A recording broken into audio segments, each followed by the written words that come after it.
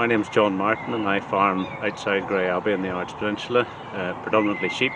So we just finished March lambing a few weeks ago, so sheep are now out on grass and we're beginning to move round the paddocks. Other enterprises, a little bit of spring barley for home use, some biomass supplied to local National Trust property, and then we graze dairy heifers for a neighbouring young farmer.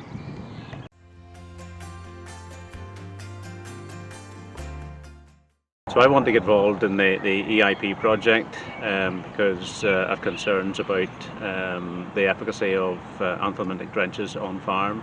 There are no new drenches coming through in the pipeline, so I want to try and make sure that the products we do have available remain effective for as long as possible.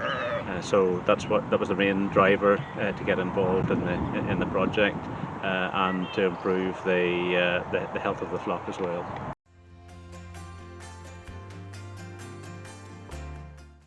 During the first year of the project, we focused on use of fecal egg counting and on-farm use of the FECPAC system. That has allowed us to keep a much closer eye on worm burdens in particular groups of sheep and down to individual animal level as well, with a small number of animals that were sampled individually, so we could track those particularly. In the first year we focused very much on more on group treatments, where we were taking the view whether to treat groups or batches of lambs particularly. In the second year we hope to focus more on targeted treatment based on growth rates and monitoring performance at an individual level.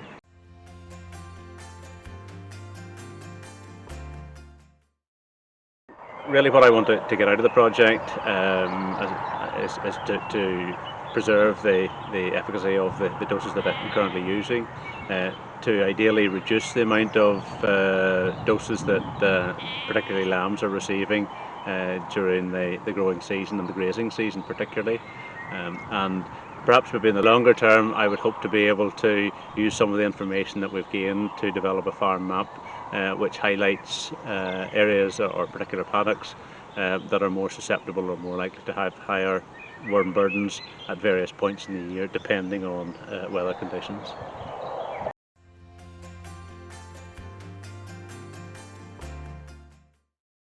I suppose the main challenges I think in the first year were the difficulties around being able to monitor groups of sheep that were away from the main yard. Being able to access the mobile handling equipment with EID capability, to have that available in the second year and make a big difference. It'll allow us then to keep a much closer eye on groups particularly away from the main farmyard and some rented land. So that's probably a key challenge in the initial stages.